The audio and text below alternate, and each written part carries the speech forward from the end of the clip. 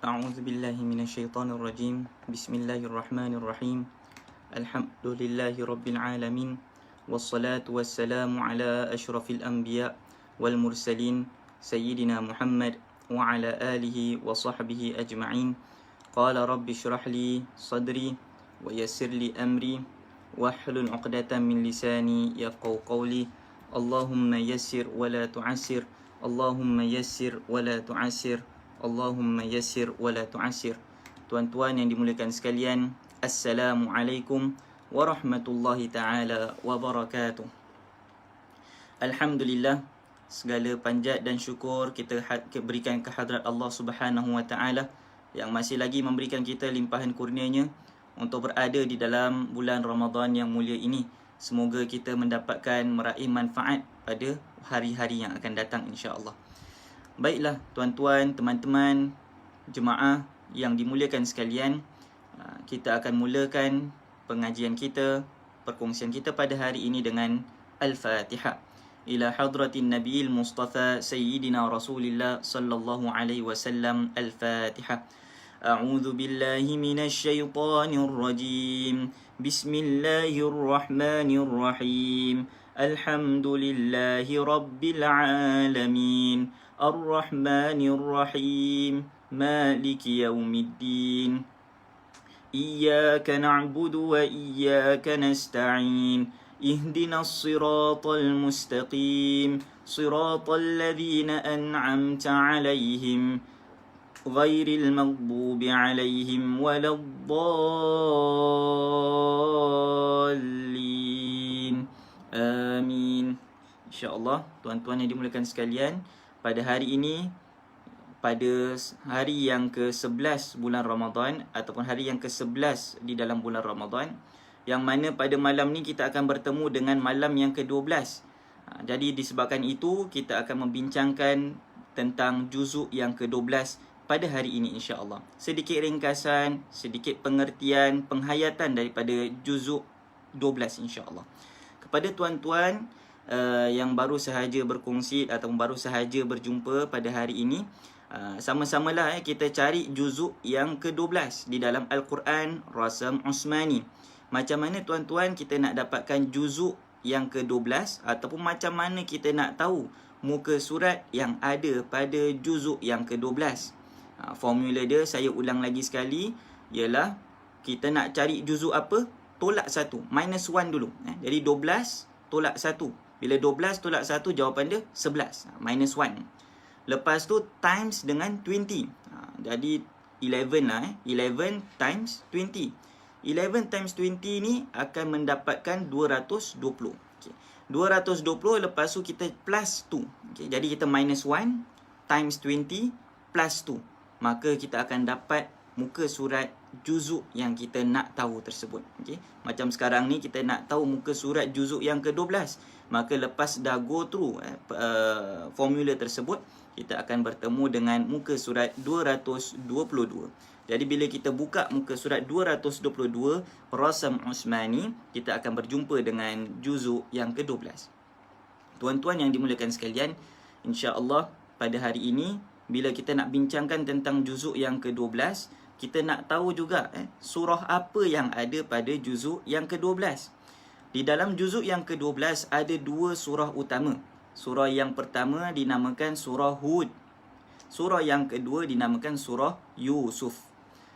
Kalau kita tengok tuan-tuan yang dimuliakan sekalian, surah-surah ini diturunkan secara berurutan dan dia diletakkan di dalam Al-Quran secara berurutan.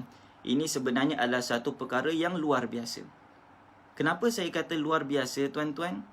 Dalam kita nak memahami Al-Quran ni sedikit sebanyaklah yang akan saya kongsikan bersama insya-Allah. Yang pertama, surah yang diturunkan kepada baginda Rasulullah sallallahu alaihi wasallam iaitu surah Al-Alaq. Okay. Al-Alaq tuan-tuan iaitu Iqra bismi rabbikal ladzi khalaq. Walaupun dia yang pertama diturunkan, tetapi susunan dia di dalam Al-Quran dia dekat antara surah-surah yang ke belakang. Beza dengan surah yang kita nak bincangkan ini, surah Hud dan surah Yusuf. Surah Hud dan surah Yusuf, bahkan sebelum kedua-dua surah ini ada surah Yunus. Ketiga-tiga surah ini diturunkan one by one, okay, consecutively, okay. Diturunkan Yunus, lepas tu diturunkan surah Hud, kemudian diturunkan surah Yusuf. Dan kesinambungan ataupun urutan surah-surah ini adalah seperti mana urutan dia diturunkan, dan sama juga seperti mana dia ditulis di dalam Al-Quran. Beza macam surah Iqra' tu. Surah Iqra' walaupun dia yang pertama sekali diturunkan, tetapi susunan dia dekat last-last. Jadi tuan-tuan yang dimuliakan sekalian, inilah dia antara kelebihan waktu-waktu ataupun surah-surah yang kita nak bersama ni. Surah Yunus, surah Hud, dan surah yang dinamakan surah Yusuf alaihi salam. Tuan-tuan yang dimuliakan sekalian, sekarang ni sebelum kita nak membincangkan tentang surah Hud, surah Yusuf, kita naklah tahu ya, kedua-dua surah ini dinamakan sebagai surah Makkiyah. Surah Makkiyah ialah surah yang diturunkan sebelum Rasulullah berhijrah. Bila kita lihat tentang perkara ini tuan-tuan, kita dapat tahu background macam mana surah tu diturunkan. Kita kalau tengok background surah ini tuan-tuan, kita akan dapat nampak surah ini diturunkan pada akhir-akhir Rasulullah sallallahu alaihi wasallam di Mekah, sebelum Rasulullah berhijrah ke Madinah dalam jangka masa 1 tahun. Rasulullah diangkat jadi Nabi. Tahun ke-13 lepas Rasulullah diangkat menjadi Nabi, pada bulan Safar 27, barulah Rasulullah berhijrah ke, dinamakan sebagai tempat yang dinamakan Madinah ataupun Yathrib pada ketika itu. Setahun sebelum Rasulullah berhijrah ke Madinah, maka turunlah surah Yusuf.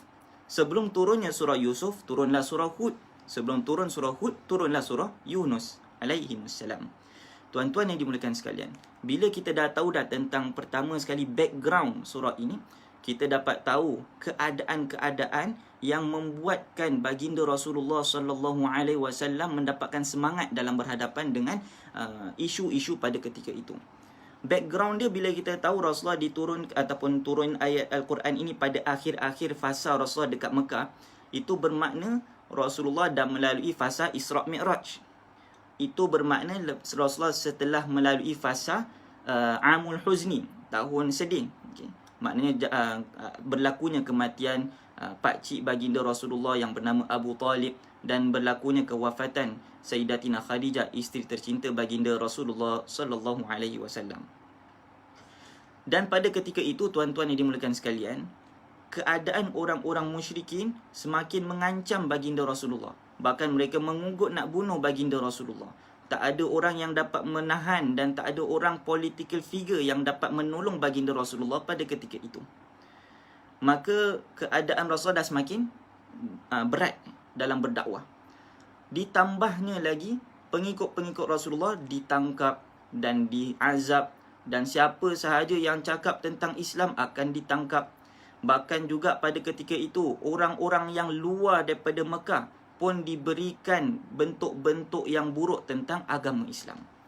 Jadi orang nak terima Islam pun dah tak nak jadi terima Islam dah.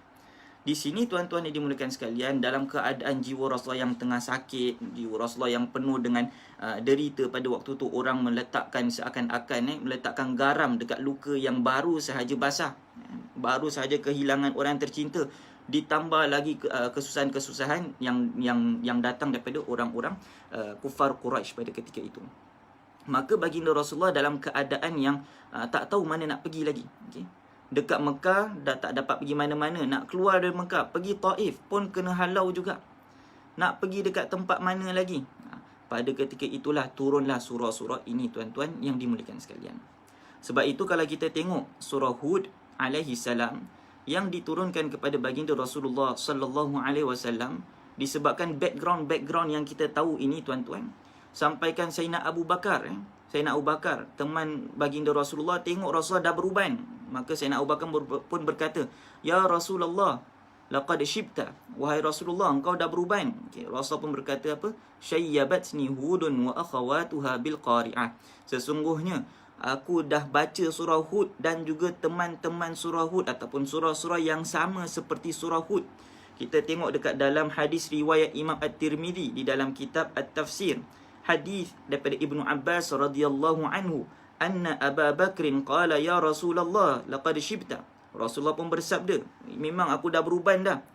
Aku beruban disebabkan aku terkenang dengan surah Hud, surah Al-Waqi'ah, surah Al-Mursalat, surah Amma Yatasa'alun, dan juga surah Idza Syamsu Kuwirat. Nah, tuan-tuan yang dimuliakan sekalian, sekarang ni kita nak tahu apa yang ada dekat dalam surah Hud yang menyebabkan baginda Rasulullah sallallahu alaihi wasallam boleh keluar uban disebabkan mengenangkan surah Hud. Nah, inilah yang akan kita kupaskan bersama. Jadi sebelum kita nak bincangkan tentang topik secara ringkas tentang surah Hud, kita dah tahu dah sejak tentang background surah ni diturunkan. Surah ni diturunkan bila? Pada tahun yang ke-12 Hijrah, selepas Rasulullah menjadi Nabi. Dan pada waktu yang sama juga, keadaan orang-orang Quraisy tu sedang mengherdik baginda Rasulullah, sedang menekan keadaan dakwah Rasulullah sallallahu alaihi wasallam. Jadi kita nak tahu apakah kata-kata Allah Subhanahu wa taala dalam address isu yang Rasulullah berhadapan ini. Tuan-tuan yang dimuliakan sekalian, bila kita tengok tentang perkara ini, kita dapat nampak antara topik-topik yang ada di dalam surah Hud ini, Allah Subhanahu wa taala memulakan bentuk-bentuk surah yang ada di dalam keadaan hijrah dengan ayat-ayat muqatta'ah, alif lam ra. Alif lam ra Allah taala sahaja yang mengetahui maknanya. Berbeza dengan pandangan Ibnu Abbas, sebahagian daripada pandangan Ibnu Abbas yang mengatakan alif lam ra ada makna-makna khasiat-khasiat tertentu. Tuan-tuan yang dimuliakan sekalian, namun topik perbincangan tentang surah Hud ni membincangkan tentang akidah dan membincangkan tentang beribadat kepada Allah Subhanahu wa taala, dan membincangkan tentang membimbing dan membela baginda Rasulullah sallallahu alaihi wasallam dengan Allah Subhanahu wa taala membawakan kisah-kisah umat terdahulu. Jadi seakan-akan Allah Taala nak bilang kepada baginda Rasulullah, wahai Muhammad, sesungguhnya kalau kamu dah cakap gini kepada kaum kamu dan kaum kamu pula membalas dengan kata-kata yang tidak baik, kata-kata yang menyakitkan kamu, maka di sini kamu lihatlah apa yang dah terjadi kepada kaum Nuh alaihi salam, kepada kaum Hud alaihi salam. Kaum Nuh yang mana mereka mengatakan kepada Nabi Nuh, turunkanlah azab kalau kamu ni betul. Maka Nabi Nuh pun berdoa kepada Allah Subhanahu wa taala, maka turunlah air hujan yang begitu banyak sangat membanjiri bumi, sampaikan anak Nabi Nuh sendiri pun, Nabi Nuh berkata kepada anak dia, wahai anakku, ya bunayyarkam ma'ana, wahai anakku, marilah sama-sama naik bahtera ini dengan kita, kamu akan selamat. Tapi Nabi Nuh alaihissalam ataupun anak Nabi Nuh nak ikut ke tak? Tak ikut, tuan-tuan. Sebab itu tengok cerita ni. Cerita ni, ayat ni diturunkan ketika Rasulullah baru sahaja melalui Amul Huzni ataupun baru sahaja melalui bulan kesedihan, yang mana pakcik dia Abu Talib, yang mana Rasulullah dah cuba ajak masuk Islam, dah kata-kata baik, dah menggunakan ayat-ayat yang cantik, tetapi pakcik dia tetap menolak ajakan baginda Rasulullah sallallahu alaihi wasallam. Ini menyebabkan Rasulullah sedih. Tapi Allah Taala bilang pada baginda Rasulullah, wahai Muhammad, ini kamu pakcik kamu, tetapi kalaulah dibandingkan dengan Nabi Nuh, itu anak sendiri, lagi tak nak dengar kata-kata dia. Lagi sakit. Siapa lagi sakit? Nabi Nuh lagi sakit. Tapi bagaimana keadaan Nabi Nuh? Di sini tuan-tuan yang dimuliakan sekalian, kita dapat nampak bagaimana Allah Subhanahu wa taala membela baginda Rasulullah dan juga memujuk baginda Rasulullah sallallahu alaihi wasallam. Dan kemudian bila Allah Taala ceritakan tentang kisah Nabi Nuh, Allah Subhanahu wa taala mengisahkan tentang kisah kaum Hud ataupun kaum Nabi Hud. Nabi Hud adalah seorang nabi yang mempunyai kaum. Kaum dia adalah dinamakan sebagai Ad, kaum Ad. Adanil ula, Ad yang pertama. Sebab kaum Ad ni ada beberapa fasa-fasa yang mereka melaluinya. Dan kalau kita tengokkan tuan-tuan yang dimuliakan sekalian, kaum Hud ni adalah antara kaum Arab yang pertama yang ada di muka bumi. Mereka dinamakan sebagai Al-Arab Al-Aribah, Arab yang memang pure Arab. Dan pada ketika itu kita dapat nampak bangsa Arab ni pun berpecah-pecah, ada Arab Musta'rabah dan Arab Arubah dan sebagainya. Itu tak akan kita bincangkan pada hari ini. Kita bincangkan tentang kaum Hud tu, kaum Nabi Hud. Siapa nama dia? Kaum Ad. Jadi kaum Ad ni tuan-tuan yang dimuliakan sekalian, mereka dah tahu dah cerita tentang apa jadi kat kaum Nuh, tapi mereka masih berdegil lagi dengan Nabi mereka. Mereka geram dan mereka tak nak dengar kata Nabi Hud alaihissalam. Bahkan mereka berkata, wahai Hud, dahlah kau stoplah berbual dengan kita ni. Kita dah penat lah nak dengar kamu punya dakwah ni. Dah lah, kalau betul lah Tuhan kamu tu betul, turunkan azab dekat kita. Sesungguhnya dekat bangsa ni, dekat bangsa manusia pada ketika ini, tak ada orang yang lagi kuat daripada kita ni, kaum Ad. Sebab itulah di dalam Al-Quran Allah SWT berfirman bahawasanya mereka asyaddu athathan wa ri'ya, mereka lebih kuat dalam segi semua bentuk. Jadi ini ada kaum Ad. Kaum Ad yang begitu kuat dan tertakjub dengan kekuatan mereka itu mencabar baginda Rasulullah sallallahu alaihi wasallam yang bernama Nabi Hud alaihi salam. Sehingga kan Nabi Hud dah tak ada cara lain, dah cuba nasihat macam mana punya nasihat pun orang tak nak dengar. Maka Nabi Hud pun berdoa kepada Allah Subhanahu wa taala, maka turunlah azab yang pedih kepada kaum Nabi Hud alaihi salam, hancur kaum dia. Jadi seakan-akan Allah Taala nak bilang kepada Nabi Muhammad, wahai Muhammad, kau sabar aje. Okey, you are not in this alone. Nabi-nabi yang terdahulu pun dah go through the same thing apa yang kamu dah lalui. Tapi tengok apa jadi dekat kaum mereka.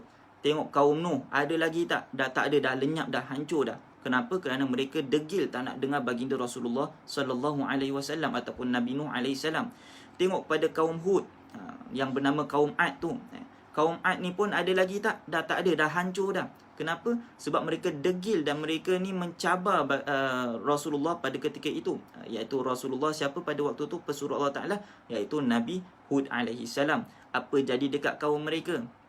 Sekarang ni bila Allah Ta'ala dah bilang pasal kaum Hud, Allah Ta'ala pun sambung lagi dengan cerita tentang kaum Thamud. Okay. Kaum Thamud ni adalah kaum kepada Nabi yang bernama Nabi Saleh. Okay.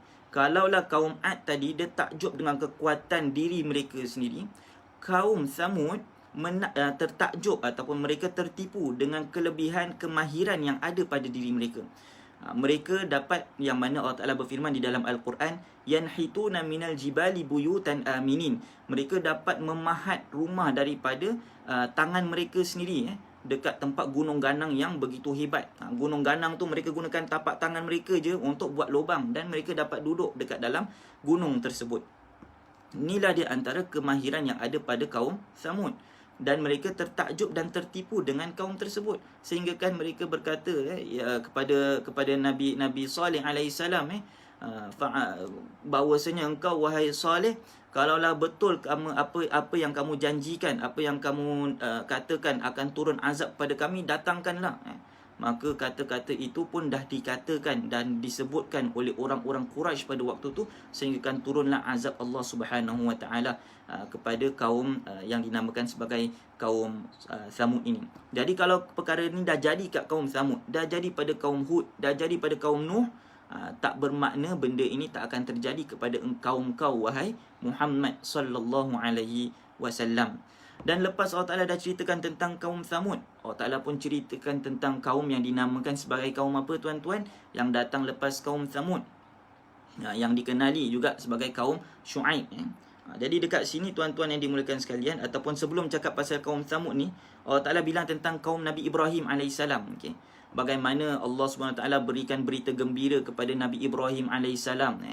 Allah Ta'ala hantarkan malaikat jadi tamu pada Nabi Muhammad SAW. Malaikat tu tak makan, tak apa dan sebagainya. Nabi Ibrahim dah tahu dah, ni mesti ada something wrong. Apa yang sebenarnya kau datang? Jadi para malaikat tu berkata, inna ursilna ila qaumi Lut. Kami ni dihantar untuk menghancurkan kaum Lut. Jadi Nabi Ibrahim ni pun dah cuba berbincang dengan malaikat tu. Dahlah, janganlah kau terus nak azab. Kasihkanlah aku chance untuk aku datang sama-sama berdakwah dengan Nabi Lut alaihi salam. Tapi malaikat kata ini adalah perintah Allah Subhanahu wa taala. Jadi bila malaikat itu datang dekat kaum Nabi Lut, apa jadi tuan-tuan? Malaikat ni berbentuk dengan bentuk yang cantik. Dan kaum Nabi Lut ni selalu dikenali sebagai kaum apa tuan-tuan? Kaum yang suka dengan sejenis mereka sendiri. Ada riwayat mengatakan terjadinya perkara tersebut apabila lelaki-lelaki mereka ni dah tak ada nafsu dekat wanita, sampaikan wanita ni pun dah mula bernafsu dengan wanita sendiri. Ini adalah antara beberapa riwayat. Di sini tuan-tuan yang dimuliakan sekalian, bila mereka nampak para malaikat yang berparas muka yang cantik tu, mereka pun tergoda. Mereka pun berkata, wahai Lut, kasihkanlah kita tetamu-tetamu kamu tu. Tetamu-tetamu kamu tu cantik, kasih kita. Kita suka dengan tetamu-tetamu kamu. Tapi Nabi Lut pun berkata apa? Wahai kaumku, Tak ada ke kamu sifat malu? Okey. Haula'i banati hunna atharu lakum. Inilah dia anak-anak perempuan aku lebih mulia untuk kamu daripada tetamu-tetamu lelaki kamu ni. Kamu suka dengan jenis kamu sendiri. Ni adalah perkara yang tak pernah berlaku pada sebelum-sebelum umat kamu ni. Ni Nabi Lut AS berkata dan address kepada keadaan yang ada pada ketika itu kaum-kaum dia. Jadi disebabkan inilah kaum dia berdegil dan sebagainya, maka para malaikat pun berkata, wahai Lut, kamu baliklah, kamu keluarlah daripada negeri ini pada waktu subuh dan kamu jangan tengok ke belakang. Fa asri bi ibadika lailan, keluar pada waktu malam, jangan tengok belakang, sesungguhnya mereka semua akan hancur. Maka siapa daripada keluarga Nabi Lut yang tak selamat? Ialah isteri Nabi Lut AS sendiri. Tadi Nabi Nuh tu anak, ni Nabi Lut ni isteri dia sendiri. Jadi di sini tuan-tuan yang dimuliakan sekalian, menunjukkan tentang bagaimana dahsyatnya para nabi, ujian para nabi tersebut. Jadi bila Allah Ta'ala nak refer perkara ni, Allah Ta'ala bilang pada Nabi Muhammad SAW, yang mana keadaan Rasulullah pada waktu tu siapa tuan-tuan? Bagaimana tuan-tuan? Teman-teman, kawan-kawan, bahkan keluarga Rasulullah sendiri, pakcik Rasulullah, Abu Jahal, Abu Lahab, semua memarahi Rasulullah dan nak bermusuhan dengan baginda Rasulullah SAW. Sakit Bahkan ada pepatah Arab mengatakan, kalaulah musuh ni buat buruk dekat kita, kita tak rasa sakit sangat sebab kita tahu dia musuh. Tetapi kalau orang yang kita sayang, orang yang dekat dan rapat dengan kita, buat buruk dengan kita, betray kita, dia punya rasa sakit dia lebih hebat daripada musuh betray kita. Jadi di sini tuan-tuan yang dimuliakan sekalian, baginda Rasulullah dalam keadaan sakit pada waktu tu. Turun pula ayat ni bilang, tengok apa dah jadi dekat kaum Nuh AS. Tengok apa dah jadi dekat kaum Lut AS. Nabi Nuh, anak dia sendiri yang betray. Nabi Lut, isteri dia sendiri yang betray. Inilah adalah antara perkara-perkara yang terjadi pada keadaan nabi-nabi yang terdahulu. Bagaimana surah Hud ni menjadi sebagai rangsangan dan juga semangat untuk baginda Rasulullah sallallahu alaihi wasallam. Dan kemudian bila Allah Taala ceritakan pasal kisah Nabi Lut AS, Allah Taala pun sambung dengan kisah tentang Syuaib. Kalau Nabi Lut ni selalu terkesan dengan penampilan muka yang cantik dan sebagainya, Nabi Syuaib pula keadaan yang ada pada Nabi Syuaib ataupun kaum Nabi Syuaib ni, mereka suka menipu dalam menimbang makanan. Sebab itulah mereka berkata auful kaila wal mizan.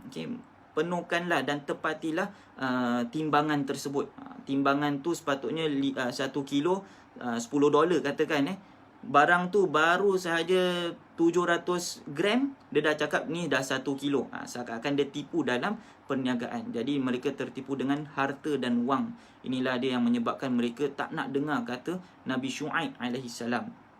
Pun apa jadi dekat kaum mereka, pun Allah Ta'ala pun turunkan balak bencana, hancur keadaan mereka. Jadi di sini tuan-tuan yang dimuliakan sekalian, dah cerita pasal nabi-nabi tersebut, sampai pula kisah pasal Nabi Musa AS. Pun cerita dia, Allah Ta'ala bilang tentang keadaan kaum dia yang tak nak dengar dan sebagainya, pun hancur juga. Jadi in the end tuan-tuan, akhir surah Hud ni apa Allah Ta'ala bilang? Akhir surah Hud ni Allah Subhanahu Wa Ta'ala bincangkan tentang keadaan orang-orang yang tak nak dengar kata ni, apa akibat mereka. Jadi bila Allah Ta'ala bilang ni kepada Rasulullah dapat faham. Sekarang ni kaum aku dah cuba bincang dengan mereka. Mereka tak nak dengar. Apa nanti yang akan jadi dekat mereka. Aku ni dah sayang sangat dekat kaum aku. Aku cinta sangat dekat kaum aku. Takkanlah aku nak kaum aku ni kena azab daripada Allah Subhanahu Wa Ta'ala.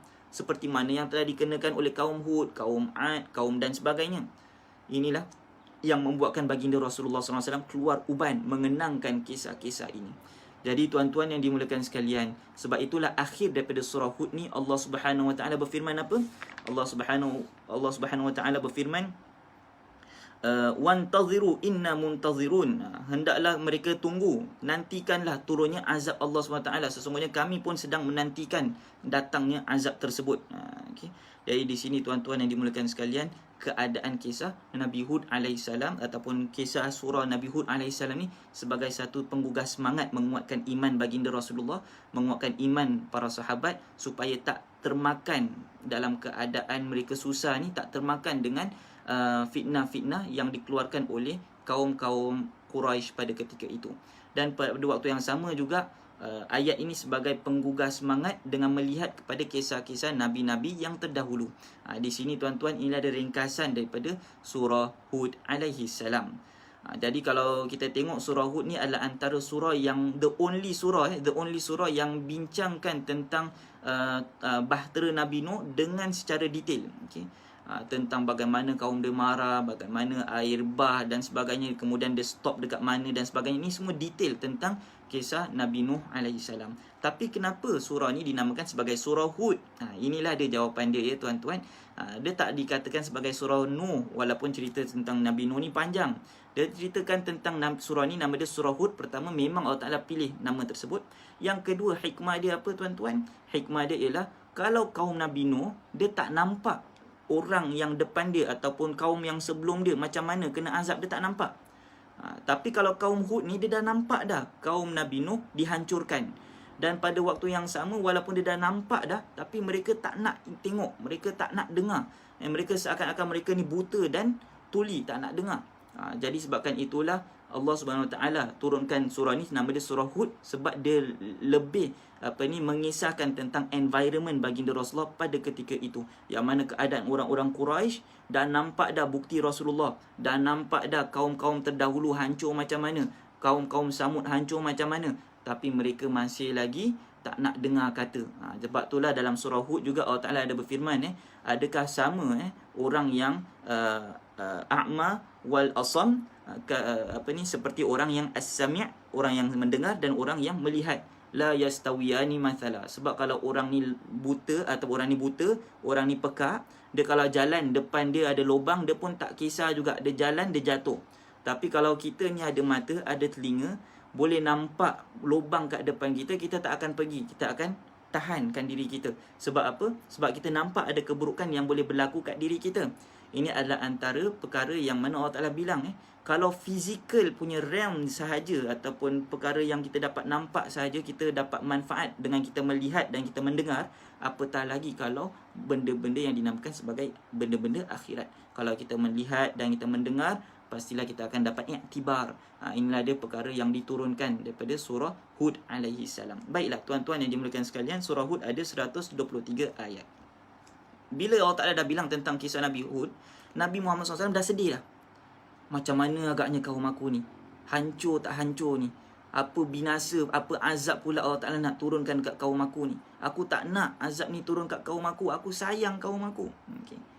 Tapi apa yang jadi tuan-tuan? Allah Ta'ala turunkan surah Yusuf, yang mana Allah Ta'ala bilang kat dalam surah Yusuf tu tentang bagaimana Nabi Yusuf AS berhadapan dengan orang-orang yang tak suka dengan Nabi Yusuf AS. Tapi in the end Allah Ta'ala turunkan balak tak dekat kaum Nabi Yusuf? Tidak, Allah Ta'ala tak turunkan balak. Allah Ta'ala turunkan good ending kepada kaum Nabi Yusuf AS. Jadi seakan Allah Ta'ala nak bilang pada Nabi Muhammad, wahai Muhammad, kes yang kamu melaluinya ataupun kes yang kamu sedang menghadapinya ni tak akan sama dengan kisah tentang Nabi Hud AS. Tak akan sama dengan kisah seperti Nabi Lut AS, yang mana kaum mereka dihancurkan terus. Tapi kisah kamu ni agak berbeza dengan kisah mereka. Kisah kamu ni akan dah nak dekat sama juga seperti mana kisah Nabi Yusuf AS yang ada happy ending. Tuan-tuan yang dimuliakan sekalian, pada waktu yang sama juga, bila turunnya surah Yusuf ni, Allah Ta'ala nak bilang apa kepada Nabi Muhammad SAW? Okay. Nabi Yusuf bila duduk dengan bapa dia dekat negeri Palestin ataupun dekat daerah satu tempat, daerah dengan Palestin, dia dimusuhi. Bahkan ada orang nak plan membunuh dia, iaitu abang-abang dan adik-beradik dia sendiri, adik-beradik sebapa lah. Yang mana Nabi Yusuf AS berhijrah, pergi dekat tempat lain, keluar daripada negeri yang dinamakan sebagai Palestin, pergi dekat negeri Mesir. Dan kemudian Nabi Yusuf dapat kekuasaan dan kerajaan yang ada di dalam negeri Mesir. Seakan-akan Allah Ta'ala nak bilang kepada baginda Rasulullah SAW, wahai Muhammad, kamu tengoklah, sesungguhnya kalau kamu stay dekat Mekah, kamu mungkin akan end up seperti kaum Nabi Hud AS. Tapi kami dah mudahkan urusan kamu. Kami turunkan ayat-ayat ini untuk memberikan kamu semangat, supaya nanti bila datang waktu untuk kamu berhijrah, kamu dah mudah untuk berhijrah. Sebab tu kita dapat nampak surah Yusuf, surah Hud ni dan surah Yunus ni diturunkan setahun sebelum hijrah baginda Rasulullah sallallahu alaihi wasallam. Cantik ya Al-Quran ini. Jadi tuan-tuan yang dimuliakan sekalian, tentang surah Yusuf ni tuan-tuan, bila nak bincangkan tentang surah Yusuf ni agak panjang tetapi saya cuba ringkaskan dan rumuskan, dan saya akan cuba lihat tentang keadaan-keadaan yang mana kita boleh meraih manfaat daripada surah ini. Seperti mana kita dah tahu tentang surah Hud, nama surah Hud tu datang dari mana. Okay. Kita dah tahu juga tentang keadaan background surah Hud. Kita pun dah tahu dah tentang kenapa Allah Ta'ala turunkan surah Hud. Okay. Sekarang ni kita tengok tentang surah Yusuf AS. Surah Yusuf AS ni kalau kita tengok dalam beberapa nukilan para ulama, antaranya Ibn Hajar Al-Asqalani di dalam kitab Al-Isabah fi Tamyiz As-Sahaba, dalam terjemah kepada keadaan ataupun dalam mengisahkan, dalam membincangkan tentang seorang tokoh sahabat yang bernama Abu Rafi' bin Malik, Ibn Hajar mengatakan bahawasanya Abu Rafi' bin Malik ni adalah orang yang pertama balik Madinah dengan membawa surah Yusuf.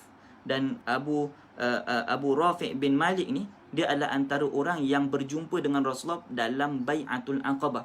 Maknanya sebelum Rasulullah nak berhijrah ke Madinah, Rasulullah ada pertemuan dengan orang-orang Madinah. Dalam pertemuan tersebut Rasulullah meletakkan rules and regulation. Siapa, apa yang nak kena abide. Jadi antara perkara yang nak kena abide ni ialah menerima Rasulullah, menjaga Rasulullah, anggap Rasulullah seperti kaum mereka sendiri, kena jaga Rasulullah, okay, dan sebagainya. Ini semua dah disepakati dekat satu tempat nama dia Aqabah, satu gunung nama dia Aqabah. Jadi pada waktu itu perjanjian tu diletakkan dekat Aqabah tu, nama dia perjanjian Aqabah. Maka pada waktu itu pertama kali mereka berjumpa dengan Rasulullah pada tahun ke-12 Hijrah. Maka pada waktu tu Abu Rafi' ni yang ada turut serta participate dalam perkara tersebut sedang dah melakukan bai'at tersebut. Dan kemudian bila balik ke Madinah, beliau ni tengah hafal surah Yusuf AS. Tu menunjukkan tentang surah Yusuf dah datang dah pada tahun yang ke-12 sebelum ataupun tahun ke-12 setelah Nabi menjadi Nabi. Baiklah, sekarang ni kita dah tahu keadaan bila turunnya surah Yusuf. Dan environment pada waktu tu tak ada beza sangat dengan environment surah Hud. Okay. Cuma surah Hud ni bila turun, Rasulullah beruban. Terkenangkan tentang keadaan kaum dia, terkenangkan tentang hari kiamat dan sebagainya. Okay. Turun surah Yusuf ni sebagai satu kisah untuk menyenangkan baginda Rasulullah sallallahu alaihi wasallam. Nak bilang there's always a good ending lah, senang kata. You choose, there's always a good ending. Jadi di sini kita dapat nampak pula dekat dalam surah Yusuf alaihissalam, kita tahulah kenapa nama dia surah Yusuf, sebab dia ceritakan semua tentang kisah Nabi Yusuf alaihissalam. Cuma beza dia tuan-tuan, dia berbentuk seperti bentuk novel. Okay? Beza dengan ayat-ayat Al-Quran yang sebelum ni, baru cerita sikit terus bilang iktibar. Tidak. Tapi surah Yusuf ni dia bilang cerita dia, lepas tu dah berapa lama gitu baru dia bilang iktibar dia apa. Terus sambung lagi episod lain, jadi adalah satu cerita yang begitu menarik, menghayat hati. Jadi kalau kita tengah sedih ke apa ke, dengarlah surah Yusuf alaihissalam, kita akan terhibur insya-Allah. Tuan-tuan yang dimuliakan sekalian, di sini maksud saya terhibur tu maknanya kita dapat rasa ketenangan. Bukannya kita ketawa. Tak ada ayat Al-Quran yang bila kita dengar ayat ni kelakar tu kita ketawa. Tak ada. Jadi tuan-tuan yang dimuliakan sekalian, maksud dia terhibur tu ialah kita dapatkan ketenangan melalui ayat tersebut. Sambung. Jadi kita dah tahu dah tentang bila diturunkan surah Yusuf, nama surah Yusuf. Dan surah Yusuf ni diturunkan selepas surah Hud, sebelum turunnya surah Al-Hijr. Dan antara ulama yang meriwayatkan tentang asbabun nuzul ini adalah seorang tokoh ulama yang bernama Al-Wahidi. Beliau mengatakan di dalam kitabnya Asbabun Nuzul an Sa'id bin Abi Waqqas, daripada seorang sahabat yang bernama Sa'id bin Abi Waqqas, bila Al-Quran turun, maka Rasulullah pun membincangkan kepada kita. Dan kita pun mula bertanya kepada Rasulullah, ya Rasulullah, ada tak ayat-ayat yang mengisahkan tentang cerita-cerita yang boleh menguatkan hati kita? Jadi maka turunlah ayat tentang surah Yusuf alaihissalam. Bahkan tuan-tuan yang dimuliakan sekalian, environment pada waktu tu juga, orang-orang Quraisy ni dah cakap dah, cerita-cerita dalam Al-Quran semua cerita-cerita dongeng, semua cerita-cerita hikayat-hikayat yang tak ada relevance dan tak ada back up by historical fact. Antaranya ialah An-Nadhr bin Al-Harith. An-Nadhr bin Al-Harith. Beliau berkata bahawasanya kisah-kisah Al-Quran ni semua adalah dongengan. Beliau ni adalah orang yang suka cerita, dan beliau ni adalah orang yang dah banyak dah dia terima cerita Parsi, cerita raja-raja, cerita macam-macam sampaikan mereka si Nadhr bin Haris ni berkata kepada orang Quraisy, tak payahlah nak dengar cerita Muhammad semua seram, cerita aku best. Ada event-event yang mengayat hati, berikan motivation dan sebagainya. Maka antara perkara yang turun setelah itu ialah surah Yusuf alaihissalam. Sebab tu Allah Taala berfirman, nahnu inna anzalnahu Qur'anan Arabiyyan la'allakum ta'qilun. Nahnu naqussu 'alaika ahsanal qasas bima auhayna ilaika hadzal Qur'an. Kami turunkan ayat Quran ni sebaik-baik cerita di dalam Al-Quran ni. Cerita apa? Cerita Nabi Yusuf alaihissalam. Jadi di sini bila orang-orang Arab dengar cerita tentang Nabi Yusuf, mereka kata apa? Alamak, cerita Nadhr bin Haris ni dah lapuk dah tak ada apa-apa. Semua hikayat, fantasi, imagine dah tak ada apa-apa manfaat. Tapi bila dengar cerita Yusuf ni, macam-macam manfaat mereka dapat. Baiklah tuan-tuan, apa topik-topik yang dibincangkan dalam surah Yusuf alaihissalam? Ada bincangkan tentang mimpi, dan ada bincangkan tentang topik hasad, bagaimana hasad ni dapat menghancurkan sesuatu masyarakat. Dan kemudian membincangkan tentang rahmat Allah Subhanahu wa taala. Dan kemudian Allah Taala bincangkan untuk kita melalui stages kita dekat dalam kehidupan kita yang penuh dengan kesusahan, yang mana Allah Taala berfirman laqad khalaqnal insana fi kabad. Allah Taala ciptakan manusia ni dalam kesusahan. Okey. Jadi nak melalui fasa-fasa kesusahan tersebut ada beberapa akhlak yang kita kena ada. Yang pertama ialah tepati janji, amanah, berkata jujur dan sentiasa bertaubat kepada Allah Subhanahu wa taala. Dengan antara perkara-perkara inilah yang dapat melepaskan kita daripada ujian-ujian yang ada dekat dunia ini. Dan pada waktu yang sama juga, cerita tentang Nabi Yusuf ni, kisah Nabi Yusuf ni ada bilang tentang keadaan politik yang ada pada negeri Mesir pada waktu tu, macam mana dan sebagainya.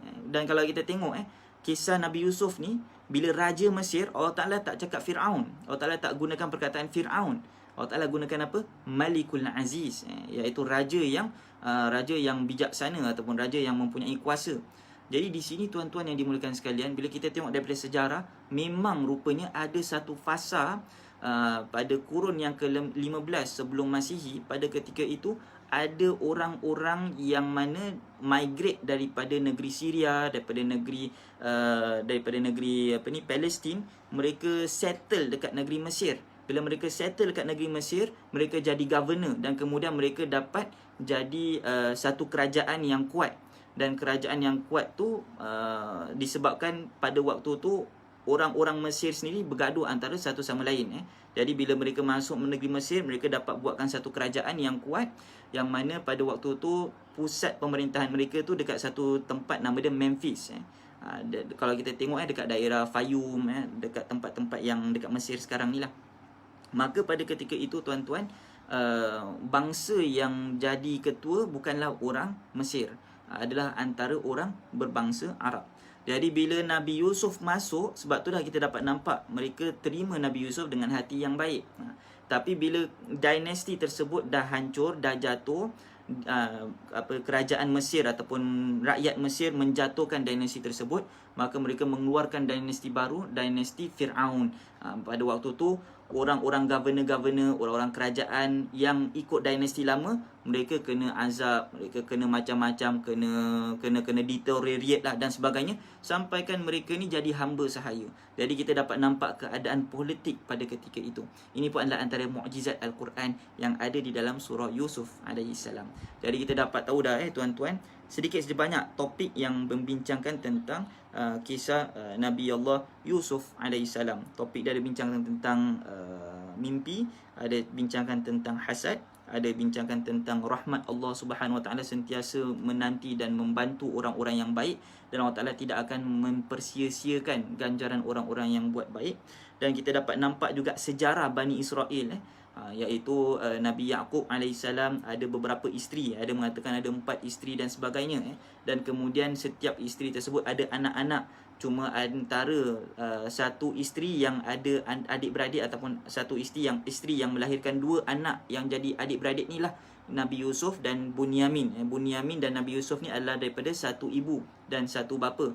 Tapi adik-beradik dia yang lain semua berdasarkan kepada satu bapa sahaja. Berbeza dengan ibu mereka. Sebab itulah adanya attention seeker, adanya nak dapatkan power dan sebagainya within family itu tersebut. Maka pada ketika itu kita dapat nampak bagaimana Allah Subhanahu Wa Taala dalam surah Yusuf ni, Allah Taala bilang pada waktu kecil macam mana, apa cabaran dia. Bila dah besar, apa cabaran dia. Bila dah usia dewasa, dah usia matang, ada keinginan untuk berkeluarga, keinginan untuk beristeri, apa kejadian dia, dan seterusnya pada keadaan bila orang tu dah menjadi orang yang kaya dan sebagainya, apa ujiannya. Di sini adalah antara keadaan yang boleh kita bincangkan bersama, insya-Allah. Baiklah tuan-tuan yang dimuliakan sekalian, ini adalah topik-topik utama yang dibincangkan dalam surah Yusuf alaihissalam. Kedua-dua ni ada di dalam juz 12. Tetapi untuk saya bawa balik pada hari ini, untuk kita bincangkan, untuk kita sama-sama manfaatkan apa banyak-banyak hikmah ni kita nak dapat daripada juz 12. Apa hikmah dia satu yang kita nak bawa balik? Sama-samalah kita lihat dekat dalam ayat surah Hud. Saya ambil surah Hud, saya tak ambil surah Yusuf. Saya ambil surah Hud. Kita tengok dekat dalam ayat yang ke-112. Ayat yang ke-112. Allah Subhanahu Wa Taala berfirman di dalam surah Hud, A'udzubillahi minasyaitonir rajim. Fastaqim kama umirta wa man taba ma'aka wa la tatghaw innahu bima ta'maluna basir. ولا تركنوا إلى الذين ظلموا فتمسكم النار وما لكم من دون الله من أولياء ثم لا تنصرون وأقم الصلاة طرفي النهار وزلفا من الليل إن الحسنات يذهبن السيئات ذلك ذكرى للذاكرين واصبر فإن الله لا يضيع أجر المحسنين صدق الله العظيم. Inilah dia petikan yang kita nak bawa balik pada hari ini, yang mana Allah Subhanahu Wa Taala secara jelas berfirman di dalam surah Hud yang membawa erti, wahai Muhammad, lepas kami dah ceritakan tentang kisah Hud, tentang kisah Nuh, tentang kisah Nabi Lut, tentang kisah Nabi Shu'aib, tentang kisah Nabi Ibrahim, Nabi Musa dan sebagainya, dan apa jadi pada kaum-kaum mereka. Okay? Inilah dia kamu kena buat. Okay? Fastaqim kama umirta. Hendaklah kamu beristiqamah dalam melakukan kebaikan. Wa man taba ma'aka wala tatghaw, dan jangan pernah melampaui batas sehingga kan kita meninggalkan perintah-perintah yang Allah Taala turunkan sebab kita nak suit dengan keadaan ataupun desakan-desakan orang-orang pada waktu itu. Orang buat jahat, kita pun nak buat jahat dekat orang tu balik. Jangan. Allah Taala berkata apa? Orang buat jahat kat kita, tak apa, teruskan buat baik. Inilah dia maksudnya. Fastaqim kama umirta wa man taba ma'aka wala tatghaw. Okey, berpegang kepada kebaikan walaupun orang buat jahat kat kita macam mana pun, terus buat baik. Innahu bima ta'maluna basir. Sesungguhnya Allah Taala tu Maha melihat. Allah Taala tak tidur, Allah Taala dengar, Allah Taala tengok kamu. Okey, Allah Taala bersama kamu.